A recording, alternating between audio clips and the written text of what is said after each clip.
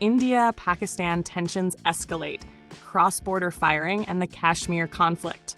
Tensions between India and Pakistan have intensified, with cross-border firing along the Line of Control, LOC, in Jammu and Kashmir continuing for the 12th consecutive night. This escalation follows a deadly attack on April 22nd in Pahalgam, Indian-administered Kashmir, where 26 Hindu tourists were killed. India has accused Pakistan of involvement in the attack, a claim Islamabad denies. The ongoing hostilities have raised concerns over the fragile peace in the region and the potential for further escalation. Background: the Pahalgam attack and its aftermath. On April 22, 2025, gunmen disguised in army fatigues attacked a group of Hindu tourists in Pahalgam, a popular tourist destination in Kashmir, resulting in 26 deaths and 17 injuries. The attackers fled into the surrounding forests, prompting a massive manhunt by Indian security forces.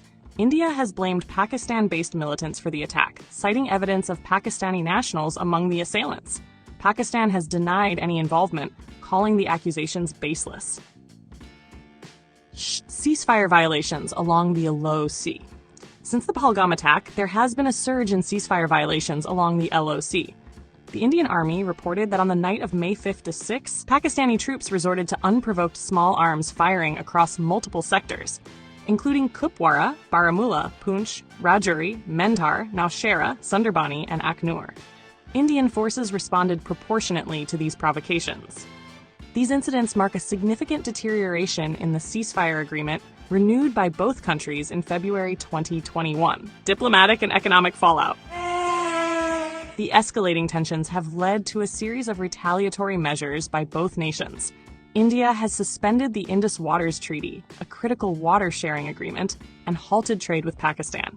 Pakistan, in turn, has closed its airspace to Indian flights and suspended bilateral agreements. Both countries have expelled diplomats and reduced embassy staff, further straining diplomatic relations.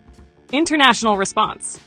The United Nations Security Council has called on both India and Pakistan to de-escalate tensions and engage in dialogue.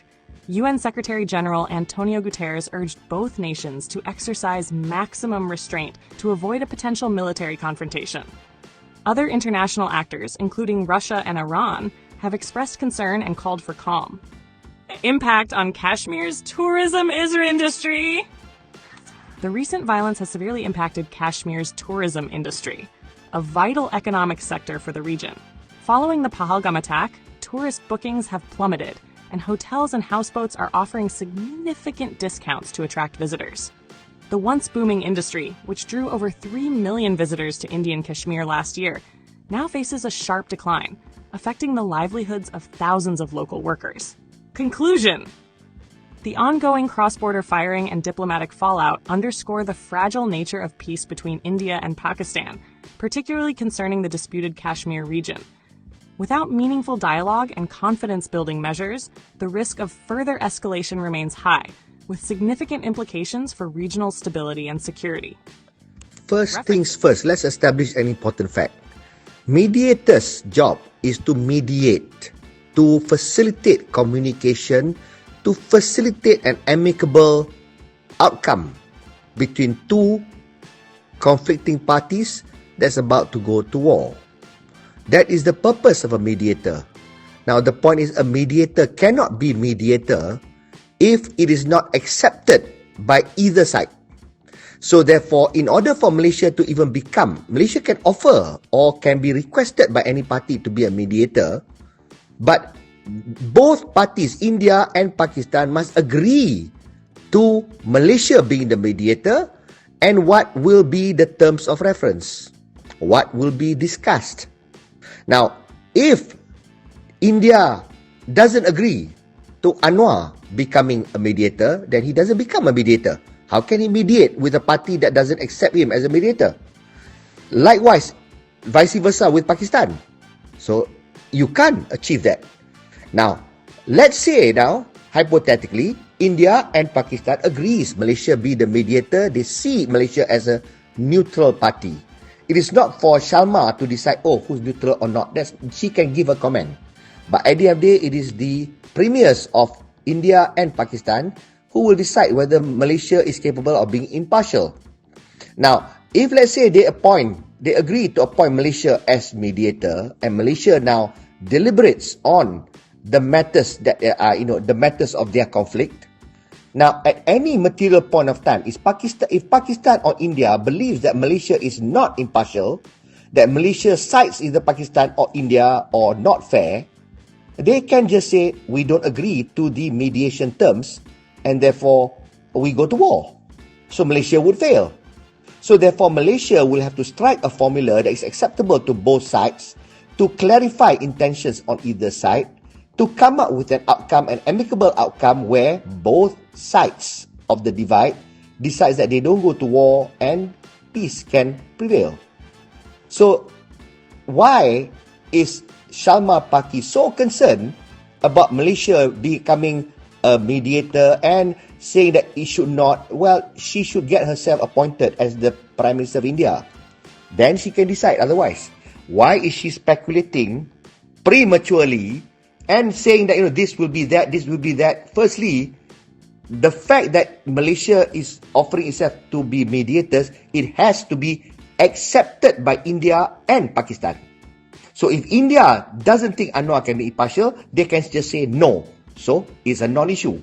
They can just say, we don't agree to this mediator, or we don't agree to even mediation. India has every right to refuse or to want to agree. So let that be the decision of India punya premiership. What is it that you want to warn them? If you agree to go into mediation and Malaysia indeed becomes biased, you can just pull out. There is no cost to you. You just come, you meet, and if the terms is not favorable to India, it is lopsided, India just say, we don't agree to this. Malaysia, you fail, we can't agree to whatever you are recommending. Pakistan, better luck next time. You get a mediator that's agreeable to us. India can likewise also appoint their own mediator, US, or they may get Trump, and then Pakistan must agree. So at the end of the day, whoever the mediator is, they must be unbiased, they must be objective, they must come up with a win-win situation so that both parties can be appeased. Then we avoid an unnecessary global conflict. So I don't see the value of this thing that Shama is doing, talking about. For what? What is it that she wants to achieve? She doesn't want there to be mediation, is it? She doesn't want there to be a favorable mediation outcome. Why? Why you disqualify Malaysia simply because of whatever you quote as history? Now, if that is the consideration, and if India rejects based on that, then let it be. India has every right to reject the mediator for whatever reason, rightfully or wrongfully, because this is entirely at the discretion of India punya government. So, to me, this is making a mountain out of a molehill, and I don't see the value of her doing this documentary, talking about Malaysia being impartial, which is rubbish to me. If it's not to be, it will not be. There will not be any mediator appointed or mediation happening if either party doesn't agree. Simple as that.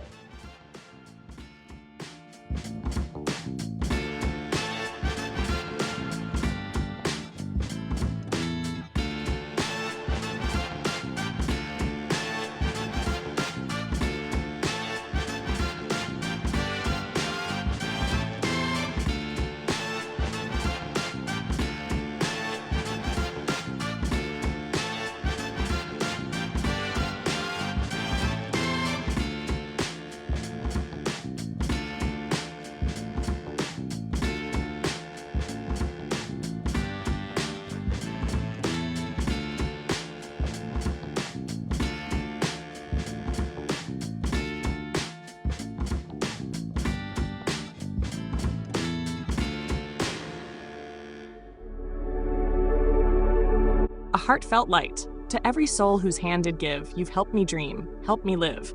In darkest hours your light came through, with hearts so kind, so pure, so true. Your gifts, like stars in deepest night, have steered me gently toward the light. Each coin, each word, each silent prayer, a thread of hope, so rich, so rare. My eyes once dimmed now seek the skies, and slowly clearer visions rise. Because of you, I dare to see the world again. Its grace, its plea. Your compassion's flame will not just stay with me alone. It lights the way for others wandering through despair to feel the warmth of selfless care. You've shown what love in action means, in quiet ways through giving scenes. You've built a bridge from soul to soul and made the broken feel more whole. So let this thanks rise like a song, a melody both soft and strong. May your example gently call more hearts to rise to give. To fall into the joy of lifting pain, of planting hope where none remains. Your kindness walks beside me still, a light, a love, a living will.